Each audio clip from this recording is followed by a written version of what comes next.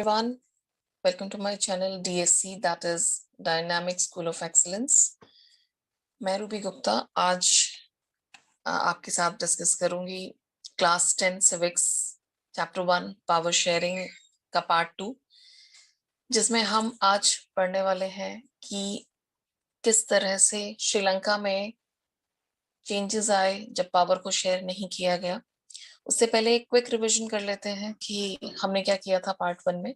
हमने पार्ट 1 में देखी थी बेल्जियम की केस स्टडी, जिसमें कॉन्फ्लिक्ट्स को रिजॉल्व करने के लिए, ताकि जो डच, फ्रेंच, जर्मन पीपल हैं उनमें कॉन्फ्लिक्ट ना हो, उस कॉन्फ्लिक्ट को रिजॉल्व करने के लिए वहां की गवर्नमेंट ने पावर को शेयर कर दिया by giving them equal seats, equal representation in the parliament. काफी सारी पावर उन्होंने शेयर करी। जो स्टेट गवर्नमेंट है उसे भी उन्होंने काफी पावरफुल बना दिया। तो वो सारी चीजें हमने देखी थी, जिससे कि वहां पे बहुत ही ज्यादा पीसफुल और एक काम एनवायरनमेंट था। आज जिसकी हम बात कर रहे हैं वो है श्रीलंका। तो जो ये दूसरी केस स्टडी है श्रीलंका की, इसमें क्या हुआ था? क्या श्रीलंका के लोगों ने भी इसी तरह से पावर को शेयर किया? देखते हैं। सबसे पहले देखते हैं कि श्रीलंका में सिचुएशन क्या है। अब जो श्रीलंका है, Sri Lanka got independence in 1948. Sri Lanka, known as Ceylon earlier, was under Britishers. ये भी एक ब्रिटिश कॉलोनी थी इंडिया की तरह, लेकिन 1948 में when they got independence, हमारे इंडिपेंडेंस के एक साल बाद, तो आपको इस तरह से याद रखना है इसे। 47 में इंडिया इंडिपेंडेंट हुआ था, 48 में श्रीलंका गॉट इंडिपेंडेंस। अब जो श्रीलंका है, it is an island nation, चारों तरफ से पानी से घिरा हुआ है और बहुत ही क्लोज है इंडिया के, हमारा ये नेबरिंग कंट्री भी है। तो तमिलनाडु का जो कोस्ट है, it is just few kilometers away from southern coast of Tamil Nadu. तो बिल्कुल बॉटम में, जब इंडिया के मैप में आप देखोगे, तमिलनाडु के बिल्कुल नीचे ही श्रीलंका है। अब अगर हम बात करें श्रीलंका की पॉपुलेशन की, सो इट इज 2.18 करोड़। और ये जो पॉपुलेशन है almost you can say Haryana की पॉपुलेशन से मैच करती है, बल्कि हरियाणा की पॉपुलेशन इससे कंपैरेटिवली थोड़ी सी ज्यादा ही है। अब श्रीलंका में क्या था कि यहाँ पे मेनली 2 मेजर कम्युनिटीज थी। एक तो सिन्हाला, वो थे 74%। On the other hand we had Tamil speakers. अब ये तमिल स्पीकर्स थे 18%, जिसमें फिर से बाइफिकेशंस थे। जैसे कुछ वहां पे श्रीलंकन तमिल्स थे और कुछ इंडियन तमिल्स थे। अब श्रीलंकन तमिल्स जो पहले से ही वहां पे रहते हुए आ रहे हैं, उन्हें श्रीलंकन तमिल्स कहते हैं, वो 13% थे, और बाकी के इंडियन तमिल्स। अब ये इंडियन तमिल्स कौन थे? जो इंडिया से ही गए थे जब इंडिया कॉलोनाइज्ड था, तो ये वहां पे गए थे अपने प्लांटेशन के लिए। Plantation worker, as a plantation worker they moved to Sri Lanka. अब इनका जो रिलीजन है, कुछ हिंदू है और कुछ मुस्लिम है। उसके अलावा भी श्रीलंका में कुछ लोग हैं 7% जो क्रिश्चियंस हैं। अब ये जो चीजें हैं यहाँ पे हमें जो समझना है वो क्या है कि श्रीलंका में जो मेजॉरिटी है वो है सिन्हाला कम्युनिटी की। They are 74%। तो मेनली यहाँ पे जो कॉन्फ्लिक्ट है वो कब शुरू हुआ वो देखते हैं। तो सिन्हाला जो कम्युनिटी है उसके लोगों को विक्ट्री मिली, डेमोक्रेटिक इलेक्टेड गवर्नमेंट आई वहां पे, and they when they got victory in 1956, general elections हुए थे वहां पे। तो immediately what this government did, they made some new changes to the constitution, and those changes were mainly majoritarian measures. अब ये majoritarian measures क्या होता है कि जहां पे आप इस तरह का एक्ट बना रहे हो, इस तरह की चीजें बना रहे हो, जिसमें जो मेजॉरिटी है ग्रुप, उसी को ही सारे एडवांटेजेस मिल रहे हैं, उसी की लैंग्वेज प्रमोट हो रही है, उसी का ही कल्चर प्रमोट हो रहा है, रिलीजन प्रमोट हो रहा है, like that. So this thing was done by this Sinhala community, क्योंकि अब उनके पास पॉलिटिकल पावर आ गई थी, इलेक्शन जीत चुके थे। गवर्नमेंट में मेनली कौन थी? सिन्हालास। तो वो रूल्स बना सकते थे अपने हिसाब से। तो अब जो रूल्स बने वो किस तरह से बनाए उन्होंने कि सारे जो राइट्स हैं, सारे जो बेनिफिट्स हैं वो मिलेंगे सिन्हाला कम्युनिटीज को, और जो तमिलियंस हैं, श्रीलंकन तमिल्स या इंडियन तमिल्स या फिर जो और क्रिश्चियंस हैं, उनको वो राइट्स नहीं मिलेंगे। So this was done by Sinhalese. अब उन्होंने 1956 में जब ये विक्ट्री मिली तो दे पास्ड एन एक्ट। अब इस एक्ट में उन्होंने क्या किया, अब आप खुद ही समझ सकते हो कि इस एक्ट में क्या हुआ होगा। जैसे मैंने बताया कि लैंग्वेज को प्रमोट किया, अपने रिलीजन को प्रमोट किया। बेसिकली ये चीजें क्या होती हैं, लैंग्वेज और रिलीजन हमारे कल्चर को रिप्रेजेंट करते हैं, and this thing was done. तो उन्हें तो अपना कल्चर प्रमोट करना था, तो उन्होंने अपनी लैंग्वेज को इम्पोर्टेंस दी। और उन्होंने क्या किया, Sinhala was made the only official language. Sinhala language जो थी उसे ऑफिशियल लैंग्वेज बना दिया। बाकी की लैंग्वेजेस अब नहीं यूज होंगी जो भी ऑफिशियल काम होगा।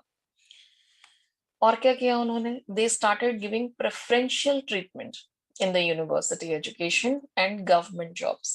What is preferential treatment? कि जब भी यूनिवर्सिटी एजुकेशन मतलब जो कॉलेज में जाते हैं स्टूडेंट्स, पोस्ट ग्रेजुएशन करते हैं, ग्रेजुएशन करते हैं, तो फर्स्ट जो प्रेफरेंस है वो मिलेगा सिन्हालास को। और अगर गवर्नमेंट जॉब की भी बात करें तो मेनली जो सीट्स हैं वो किसके लिए थी, सिन्हालास के लिए। तो सारी इंपॉर्टेंट गवर्नमेंट जॉब सिन्हालास को मिलेंगी। और जो भी कॉलेज की एडमिशन्स हैं वहां पे भी, एजुकेशन में भी सबसे पहले जो मौका मिलेगा वो मिलेगा सिन्हालास को। तो यहाँ पे ये जो गवर्नमेंट है इसने बिल्कुल ऑपोजिट काम किया है अगर हम बेल्जियम से इसे कंपेयर करें तो। बेल्जियम ने इक्वल राइट्स दिए, चाहे वो माइनॉरिटी में थे या मेजॉरिटी में थे, लेकिन यहाँ पे इन्होंने सारे जो राइट्स हैं माइनॉरिटी के वो छीन लिए। और मेजॉरिटेरियनिज्म कहते हैं इसे, कि जहाँ पे मेजॉरिटी ग्रुप डोमिनेट करता है बाकी की माइनॉरिटीज को। तो दिस हैपेंड इन श्रीलंका। ये था मेन कॉज ऑफ कॉन्फ्लिक्ट, जिसकी वजह से अब क्या हुआ। हाँ, एक और चीज उन्होंने क्या किया, उन्होंने बुद्धिज्म को भी प्रमोट किया। ये क्वेश्चन कई बार 3 मार्क्स में आता है, तो आप इस तरह से ये 3 पॉइंट्स लिख सकते हो कि they also protected and promoted Buddhism. वो बुद्धिज्म फॉलो करते थे, उनका जो मेन रिलीजन था सिनालस का, that was Buddhism. So they started promoting Buddhism in many veg. तो दिस हैपेंड इन श्रीलंका। अब आते हैं फीलिंग्स। अब अगर इस तरह की चीजें होंगी तो तमिलियंस कैसा फील करेंगे, ऑब्वियसली खुश तो नहीं होंगे। They were very much displeased with this particular act. तो पहली फीलिंग क्या थी उनकी, कि जो तमिल्स हैं, Tamils felt that government was not sensitive to their language and culture. क्योंकि Tamil language was not made the official language, ना ही उनके कल्चर जो वो अलग अलग रिलीजन्स फॉलो करते थे उसको भी कोई इंपॉर्टेंस नहीं मिली थी। वहां पे क्रिश्चियंस भी थे, हिंदू थे, मुस्लिम थे। So those religion were not at all promoted and और गिवन इम्पोर्टेंस। तो ये फीलिंग आ गई तमिलियंस में कि जो ये गवर्नमेंट है ये बहुत ही वन साइडेड है, very biased, and you know they are giving importance to only their community. तो this was the feeling. Second thing कि there was discrimination. Obviously discrimination तो था ही। सारे जो एजुकेशन के बेनिफिट्स हैं, गवर्नमेंट जॉब्स के बेनिफिट्स हैं, वो मिल रहे हैं सिन्हालास को। तो equality was not there. So equal rights and opportunities were not given to the people. जो तमिलियंस हैं उनको ऐसा लगा। And third point is feeling of alienation. So they felt alienated. उन्हें ऐसा लगा कि हमें तो बिल्कुल साइड कर दिया है, हमें तो बिल्कुल एक तरह से बाहर ही निकाल दिया है। श्रीलंका में तो अब मेन जो रूल है वो सिन्हालास का है। Sinhalese have got all the rights, opportunities, और उन्हीं के कल्चर को, लैंग्वेज को प्रमोट किया जा रहा है, उन्हीं के रिलीजन को इम्पोर्टेंस मिल रही है। राइट। तो इससे हुआ क्या, इससे मेनली जो प्रॉब्लम आई वो आई सिविल वॉर। अब ये सिविल वॉर क्या होता है वो हमें पता होना चाहिए। ये आपको डेफिनेशन याद करनी है क्योंकि ये 1 मार्क में पूछ सकते हैं कि व्हाट इज सिविल वॉर। तो civil war is actually a violent conflict between opposing groups within a country. तो एक ही कंट्री में जब दो ग्रुप्स आपस में कॉन्फ्लिक्ट हो जाता है, उनमें एक वायलेंट कॉन्फ्लिक्ट होता है, आपस में जब मारते हैं एक दूसरे को, they kill each other and you know they harm in many ways, उसे कहते हैं सिविल वॉर। क्योंकि सिविलियंस के बीच में ही होता है। सिविलियंस कौन होते हैं, आम लोग, कॉमन लोग जो होते हैं। एंड ये इतना इंटेंस हो जाता है कि you know it looks like war. जैसे वॉर में होता है ना कि thousands and lakhs of people die, तो वही चीज यहाँ पे भी है कि बहुत सारे लोग यहाँ पे मतलब they had to sacrifice their life there, उन्हें मरना पड़ा इस सारे जो कॉन्फ्लिक्ट है उसमें। अब ये जो सिविल वॉर है it started in 1983। Now this date is important, आपको याद रखना है कि ये 1983 में मेनली शुरू हुआ था। उससे पहले भी कॉन्फ्लिक्ट्स शुरू हो गए थे, लेकिन जो मेन सिविल वॉर की जो शक्ल है वो ली थी इस सारे कॉन्फ्लिक्ट ने 1983 में। और ये जो खत्म हुआ था civil war it ended in 2009।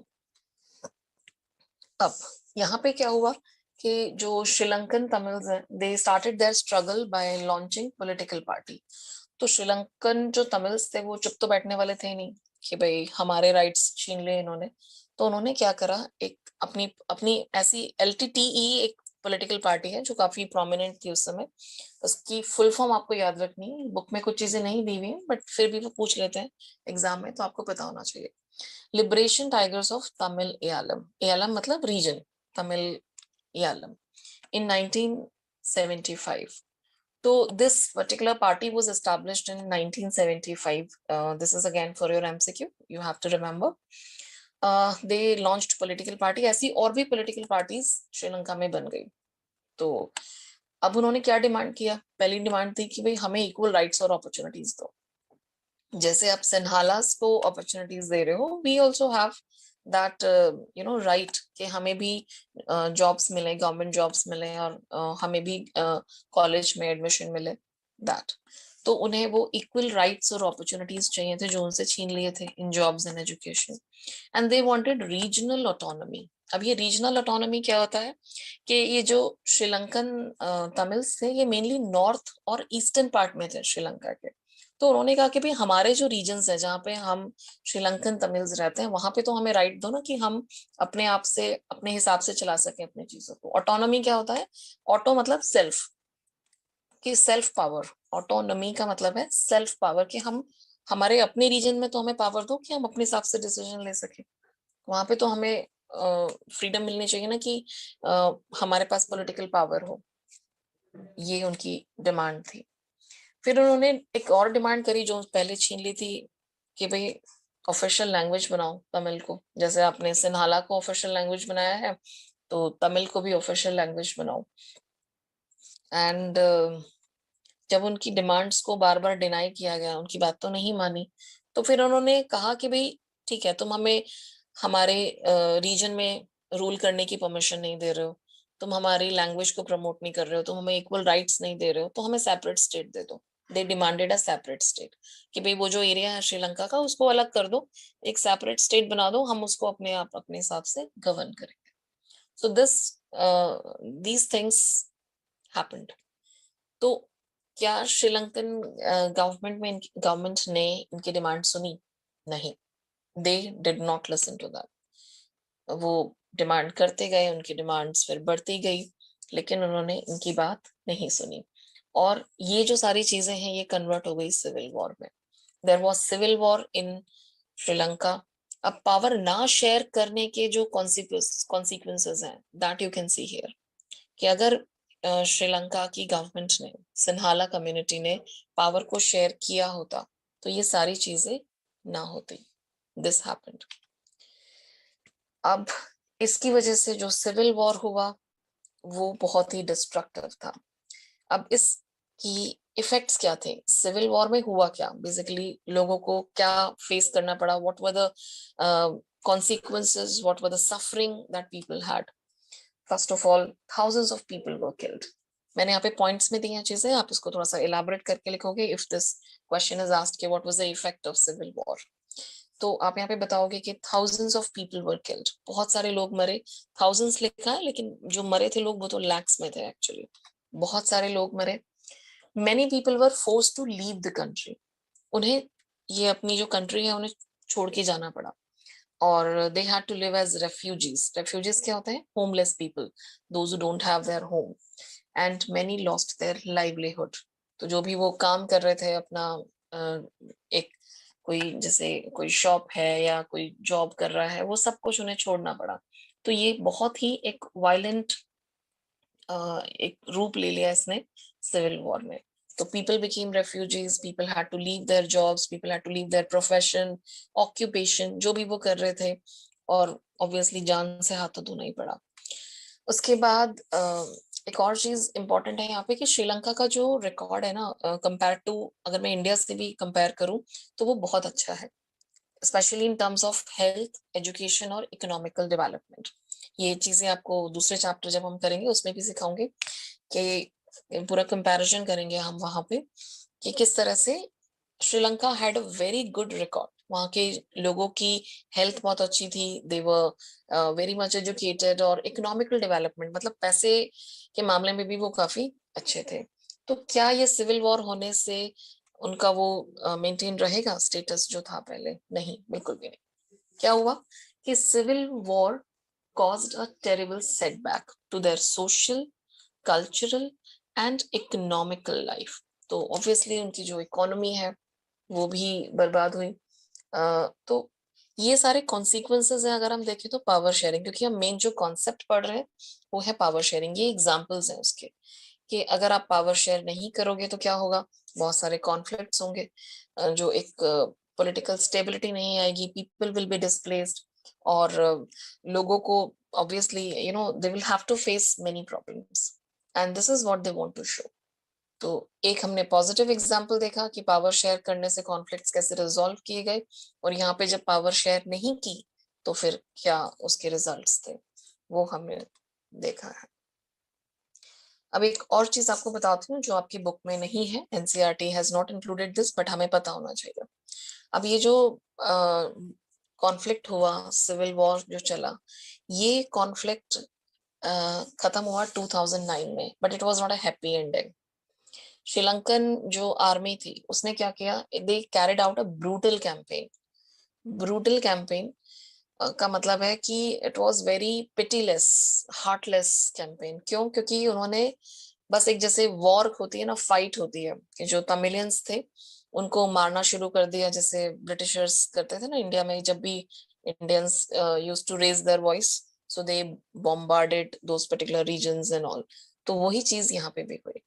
उन्होंने क्या किया कि they focused on the Tamil strong hold in the north east. तो नॉर्थ ईस्ट में तमिलियंस रहते थे, उन एरियाज को उन्होंने पूरा फोकस किया, एंड एक आर्मी ने क्या किया, एक लार्ज स्केल ऑपरेशन चलाया, और एक जो पूरा वॉर टाइप हुआ आपस में, और they defeated the Tamil tigers and killed it's leader.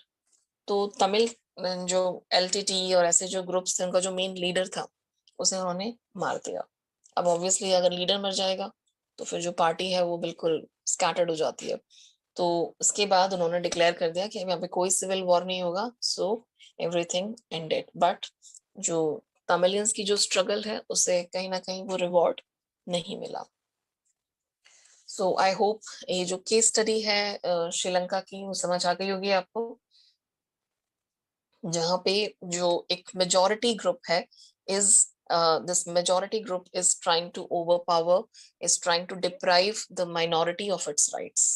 तो उनके जो भी rights हैं उसे उन्हें deprive किया जा रहा है। I'm using some English words here because you have to write your answers in English, so you should know these keywords।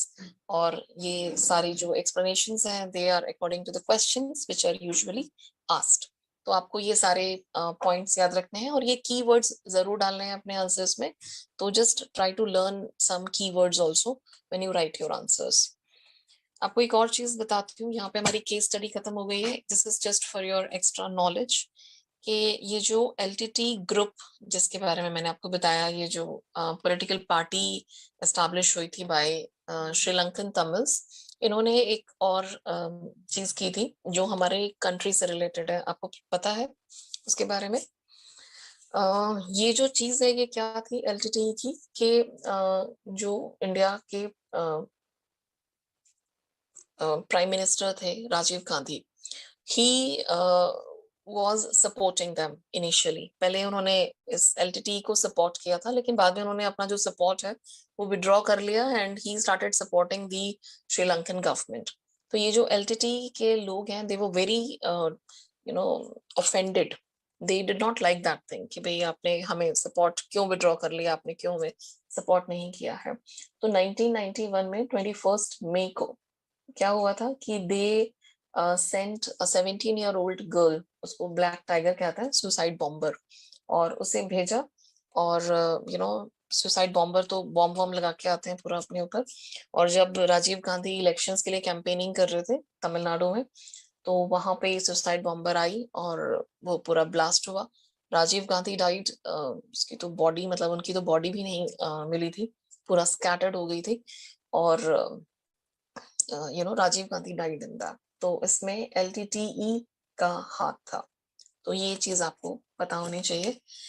तो with this we end our explanation. Thank you for watching my video, and like, share and subscribe my channel to watch more such videos. मैं आपके लिए class 10th की English, social science और हिंदी की बहुत सारी videos लेके आऊंगी। तो बने रहिए मेरे चैनल पे, और कमेंट करके मुझे आपको ये भी बताना है कि एलटीटी की फुल फॉर्म क्या है, और सिन्हाला ने जो एक्ट पास किया था वो किस साल में पास किया था। तो इन 2 क्वेश्चंस के आंसर आप मुझे कमेंट बॉक्स में जरूर बताइए। Okay, bye everyone.